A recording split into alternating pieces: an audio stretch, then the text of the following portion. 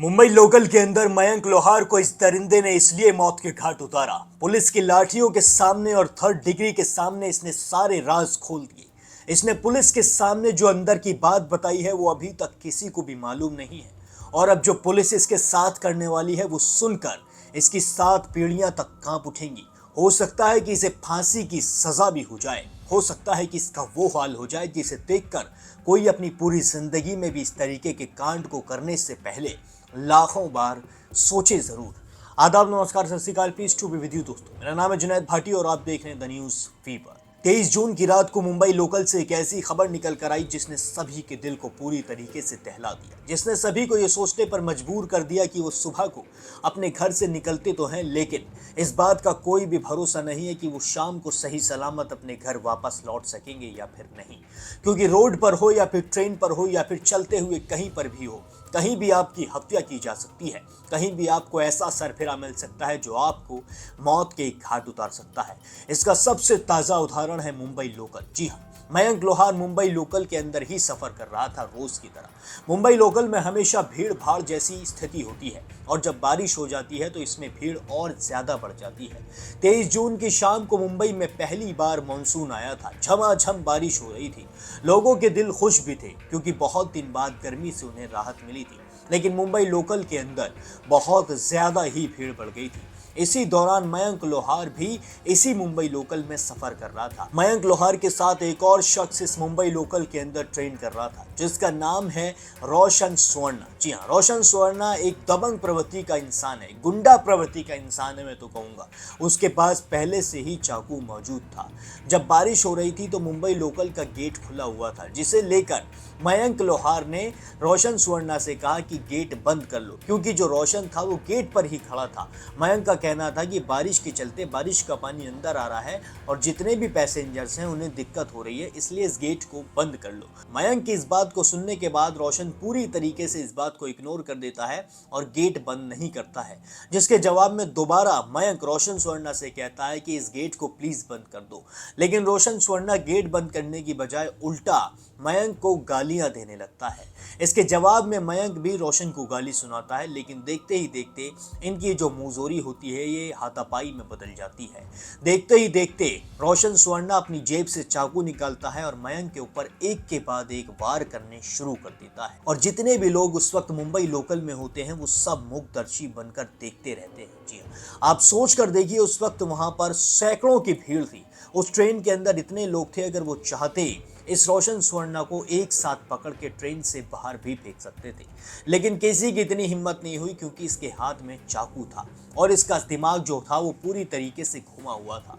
लोगों को डर था कि ये चाकू उन्हें भी ना मार दे, क्योंकि इसने मयंक को इतनी बुरी तरीके से चाकू से गोदा था जिसे देखना भी आपके लिए बहुत ज्यादा मुश्किल हो सकता है। ऐसी वीडियो निकलकर सामने आई है जो मैं आपको दिखा भी नहीं सकता हूँ।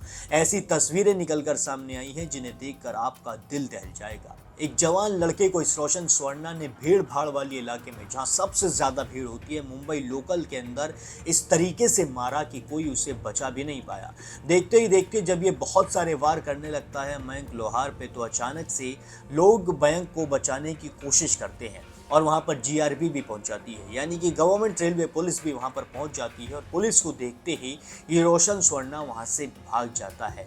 मयंक को आनन फानन में हॉस्पिटल लेकर जाया जाता है, लेकिन हॉस्पिटल पहुंचने तक मयंक का खून बहुत ज्यादा बह जाता है और डॉक्टर मयंक को मृत घोषित कर देते हैं, जिसके बाद मयंक के घर में रोना पीटना मच जाता है। मयंक की मां बिलखते रोते हुए कहती हैं कि मेरे जवान लड़के को इस तरीके से कैसे कोई मौत के घाट उतार सकता है। तो दूसरी तरफ रोशन सुवर्णा अपने घर जाके अपने पिता को बताता है कि उसने एक हत्या कर दी है, जिसके बाद वो मुंबई से भागने की कोशिश भी करता है, लेकिन पुलिस उसे पकड़ लेती है, पुलिस उसे दबोच लेती है और गिरफ्तार भी कर लेती है।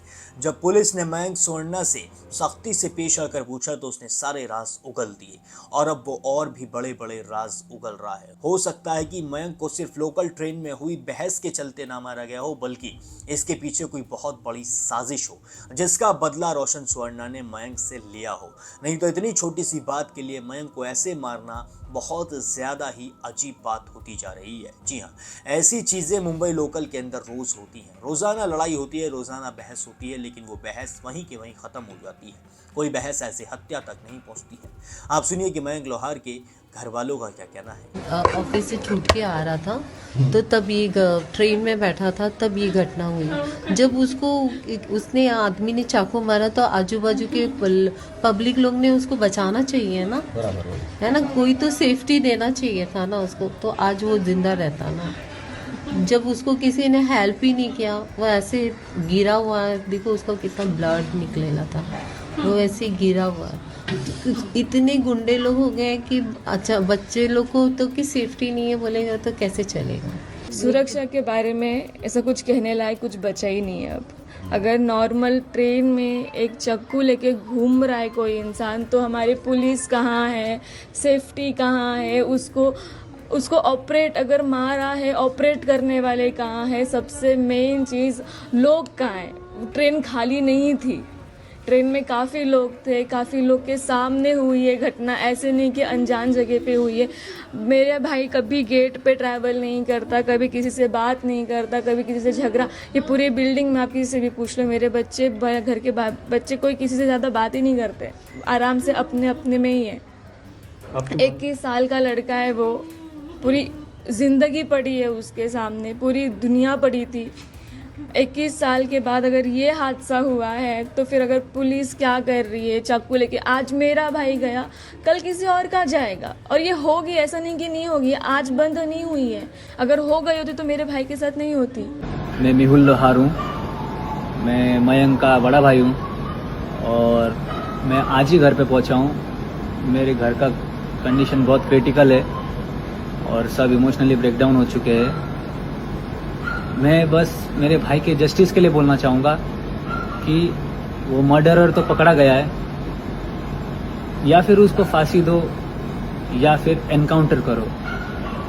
मैं बस इसीलिए कह रहा हूँ कि आज जो मेरे भाई के साथ बीता है वो कि भाई किसी और भाई के साथ ना बीते, क्योंकि बहुत मुश्किल होता है अपने भाई को मरता हुए सामने देखना।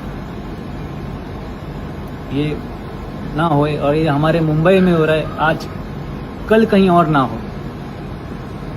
तो प्लीज़ गाइज, मेरे महाराष्ट्र पुलिस से और मेरे सभी सपोर्टिव पीपल से ये दरख्वास्त है कि मेरी बात सुनी जाए। दोस्तों, सुना आपने किस तरीके से रोते बिलखते नजर आ रहे हैं मयंक के घर वाले, कैसे कहते नजर आ रहे हैं कि उन्होंने उनके बेटे के बारे में ऐसा सोचा भी नहीं था कि उन्हें कोई ऐसे मौत के घाट उतार के चला जाएगा।